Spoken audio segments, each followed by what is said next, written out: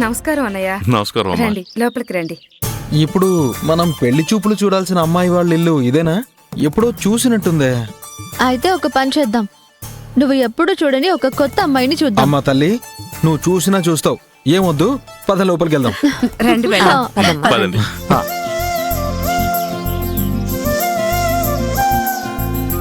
రండి.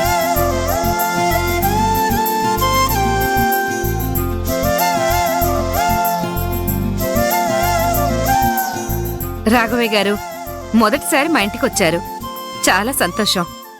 ఆదికి పెళ్లి చూపులంటే పెద్దవారు మీరు పక్క నుండి తీరాలి అని చక్రవర్తి గారు పట్టుబడితే సంతోషంగా వచ్చాం. ఇలాంటి కార్యక్రమాలకి మీలాంటి పెద్దవాళ్ళుంటే నిండుగా ఉంటుంది. ఆ, మాకు ధైర్యంగానూ ఆనందంగానూ ఉంటుంది. బాగా చెప్పావు సరోజా. అందులోనూ అందరి మేలు కోరుకునే ఇలాంటి పెద్దవాళ్లుంటే శుభకార్యానికి అందం, హుందాతనం కూడా వస్తుంది. రావడమే ఆలస్యం, అభినందన సభ స్టార్ట్ చేశారు. అదే కదా. రాజశేఖర్ పైనున్నాడమ్మా? పైన కాదు, అసలు ఇంట్లోనే లేనట్టున్నారు. ఇప్పటి వరకు ఇక్కడే ఉన్నారన్నయ్య. ఏదో చిన్న పనుంది, మీరొచ్చేలోపు చూసుకుని వస్తానని వెళ్లారు. వచ్చేస్తారులేండి. దాందే ఉంది. తెలిసిన కుటుంబం, ఎప్పటినుంచో కలిసున్న కుటుంబం కాబట్టి వెంటనే రావచ్చని వెళ్ళుంటారు. అంటే అన్నారంటారు గాని ఎంత బాగా కావలసిన కుటుంబం అయితే మాత్రం ఆడపిల్ల తండ్రి మగ పెళ్లివారు పిల్లని చూసుకోవడానికి వస్తున్నారంటే పనులన్నీ మానుకుని ఇంటి పట్టునే ఉండి వచ్చిన వాళ్ళని లోపలికి ఆహ్వానించడం, మర్యాదలు చేయడం లాంటివి చేయాలి కదా. అవేమీ లేకుండా బయటికి వెళ్లారంటే ఏంటమ్మా అర్థం?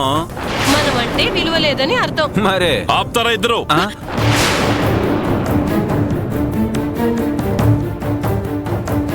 రాజశేఖర్ నా ప్రాణ స్నేహితుడు. కారణం లేదే ఏ పని చేయడు. ఏదో బలమైన కారణం ఉండుంటుంది, అందుకే బయటికి వెళ్ళుంటాడు. దానికి అనవసరమైన రాద్ధాంతం చేయాలని చూడకండి. కాస్త గౌరవాన్ని కాపాడుకోండి.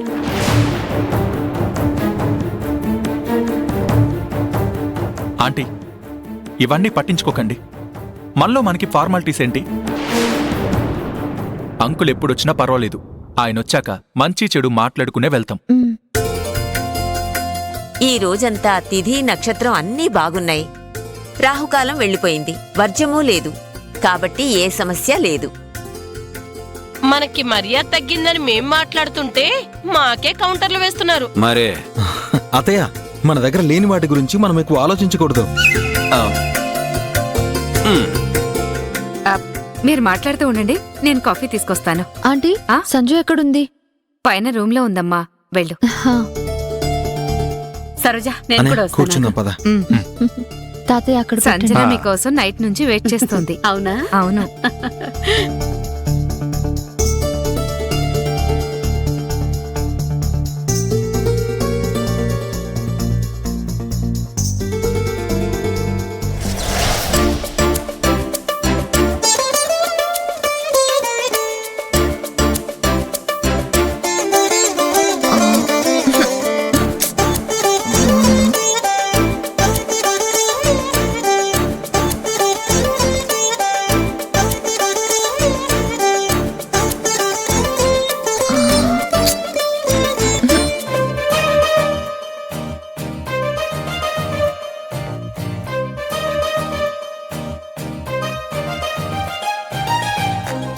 కనీసం నీ షష్టి పూర్తికైనా శారీ సెలెక్ట్ చేసుకుంటావా? పవి, మేమందరం వచ్చేసామే, అయినా ఇంకా రెడీ కాలేదేంటి? ఏం చేయమంటావే? కలర్ బాగుంటే బార్డర్ బాగుండట్లేదు, బార్డర్ బాగుంటే పళ్ళు బాగుండట్లేదు, అన్నీ బాగుంటే మ్యాచింగ్ బ్లౌజ్ లేదు. ఆడపిల్లకి ఎన్ని కష్టాలు పెట్టాడే ఆ దేవుడు. నువ్వు పడే కష్టం నీకు ఇష్టమైన వాడి కోసమే కదా? నిజమేనే పవి, నేనేది కట్టుకుంటే ఆదికి నచ్చుతుంది. ఏ చీరలో నేను వాడికి అందంగా కనిపిస్తానో తెలియట్లేదే. నేను ఫైనల్ ఎగ్జామ్స్ రాసేటప్పుడు కూడా ఇంత టెన్షన్ పడలేదు. ఇప్పుడేంటే నిన్ను చూసి చాలా అందంగా ఉన్నావని అది మెచ్చుకోవాలి, అంతే కదా? అంతే కదే. ప్రేమించిన వాడు అందంగా ఉన్నావని పొగిడితే ఆ హ్యాపీనెస్ వేరు కదా. నీకు ఆ సంతోషాన్ని నేనిస్తా. ఆదికి నచ్చి నిన్ను మెచ్చుకునే చీర నేను సెలెక్ట్ చేస్తాను. ఆ పని చేసి పుణ్యం కట్టుకోవే తల్లి. 2 గంటల నుంచి చీర సెలెక్ట్ చేసుకోలేక చచ్చిపోతున్నాను.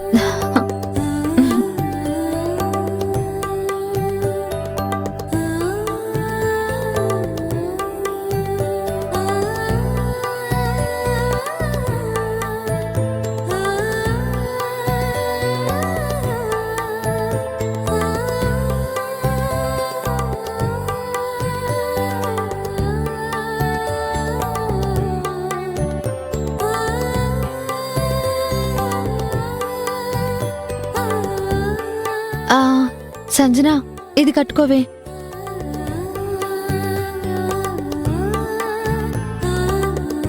ఇది ఆదేకే నచ్చుతుంది మహాతల్లి, నచ్చుతుంది. వెళ్ళవే, వెళ్ళు వెళ్ళు.